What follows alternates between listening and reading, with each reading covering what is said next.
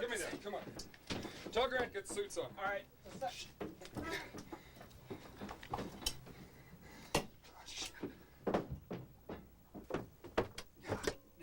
Mayday, mayday, mayday, we're on fire. Give us some help out here. Hey, give us some help out here. Does this thing work? Jesus. Everything on.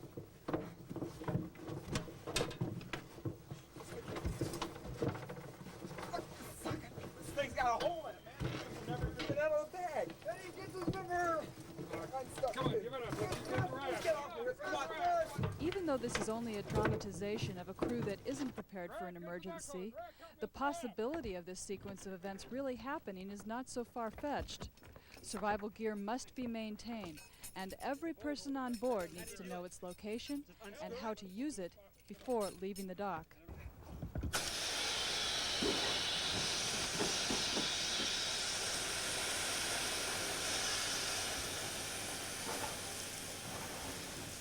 Damn. Now what do we do? Hey, fire's out!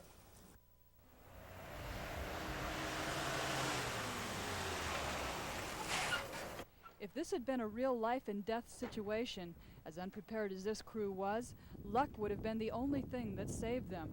But in a real life and death situation, luck is not something that should be counted on. What do you think I'm mad about? Jesus Christ. Just relax. Hey, you relax. Pure luck. Everything here didn't work for the dam. Let's just take a look at this problem. It's a brand new fire extinguisher. Not a thing wrong with it. It doesn't work. Well, it hasn't been filled. It hasn't been filled. It's new. I didn't know it. I bought it. Why should we bring this stuff on? Every vessel should have several fire extinguishers on board. The extinguishers should be checked annually and refilled if necessary. If a leak is discovered, the fire extinguisher should be replaced. You can shake it about every 3 months and mix the chemical inside, because if not, that chemical will harden. The vibration of the boat will cause it to harden. Water settles it down. Right, right. So that's one way to prevent the problem with it. But this sucker, 2 months old. We bought it, haven't touched it. It didn't work at all. Yeah, it looks like a new EPIRB. Have you checked the batteries in it? No, it comes. Well, there are no batteries in it. Now, these things are sold without batteries. When the captain bought his satellite positioning beacon, the salesman told him to hook up the battery before he took it out on his vessel. But he had forgotten, and the instructions had been misplaced.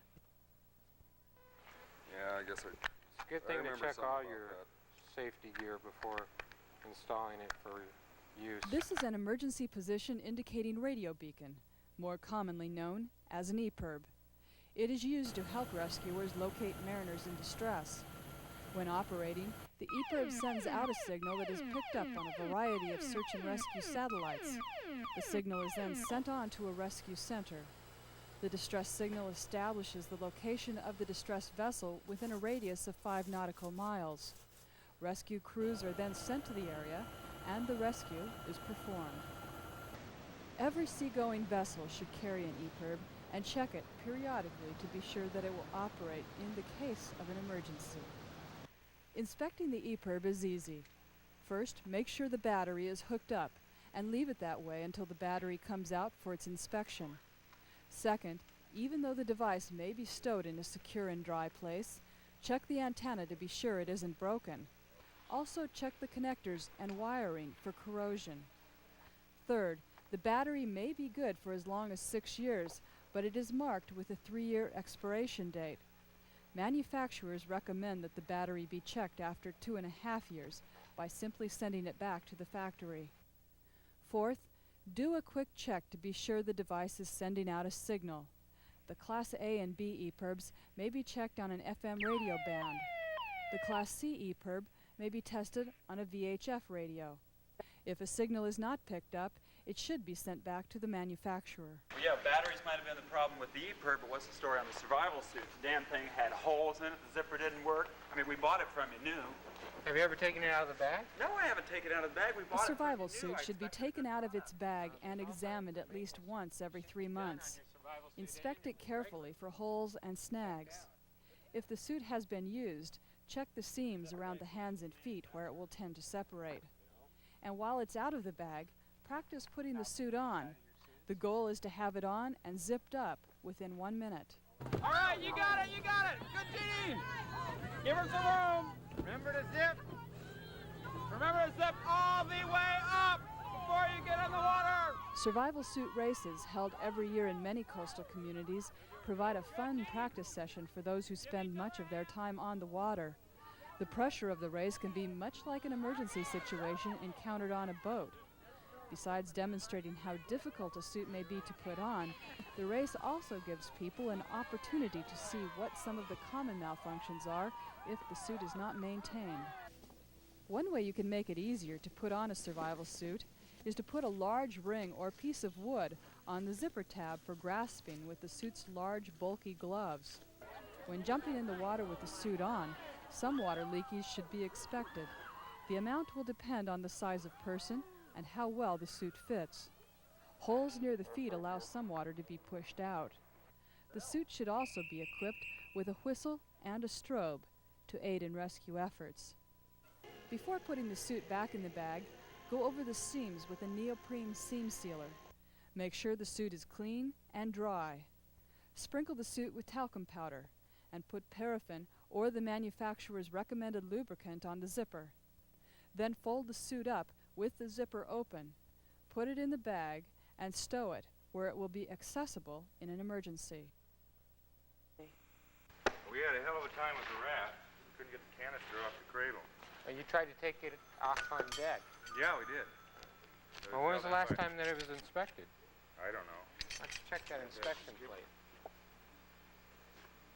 2 years ago? Well, that's the problem. Well, we couldn't release the cable though. It wasn't. I don't see how they even inspect it if they can't get it off. All you have to do is push the button. A survival raft could mean the difference between life and death to a crew in distress. To be safe, the raft must be maintained, and mariners must know how to use it. Crews should keep the area around the raft clear of lines and other items in the event of an emergency. Typically, the lifespan of a raft is about 10 years. After that, the fabric begins to deteriorate. But until that time, a raft should be inspected once a year by an authorized survival equipment service station to be sure it is still in good shape and that all the supplies are not outdated. The survival raft inspection begins with the canister, where the uninflated raft is stored. The canister should be inspected for leaks and corrosion. The hydrostatic release should be examined, and the CO2 bottle should also be hydrostatically tested. The hydrostatic release enables the canister to be released from the rack where it is stored, while the CO2 bottle pops the packing bands off the canister and inflates the raft. Other items that need to be inspected are the battery-operated beacon lights. The battery should be changed every year. Each raft also includes a survival pack, and the items in this pack also need to be checked. The kit includes 6 handheld flares and 2 parachute flares. These have expiration dates stamped on them, but if there is less than 12 months left on them when they are inspected, they need to be replaced. The Coast Guard requires the survival pack be equipped with 3 pints of drinking water for each person in the raft. The water is either packaged in foil or in cans. Food rations are also included in the survival pack. The packages are good for 5 years. The survival pack also includes a patch kit, complete with sandpaper, patches, cement, and plugs for the pressure relief valve. The cement should be replaced every year. There is also a fishing kit, a water bailer, and a hand pump in the survival kit, plus water bags, paddles, a flashlight, and a first aid kit. What type of safety and survival equipment should be on every vessel? Several fire extinguishers, an EPIRB, enough survival suits for everyone on board, and a fully equipped survival raft. And remember, survival gear needs to be inspected once a year. Every person on board should know where the equipment is located, and every person on board should know how to use it. Fire! Finding out that your survival gear is in good shape on shore is much better than finding out that it won't work when you need it most at sea. Treat your survival equipment as though your life depended on it, because it just may.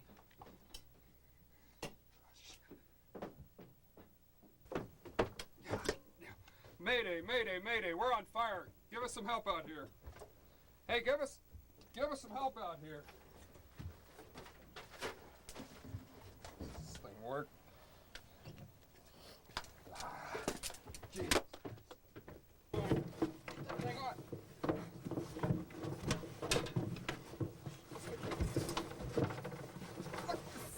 This thing's got a hole in it, man. You'll never get it out of the bag. Hey, get this number. Come on, give it up. Let's get the raft. Get off of it. Come on.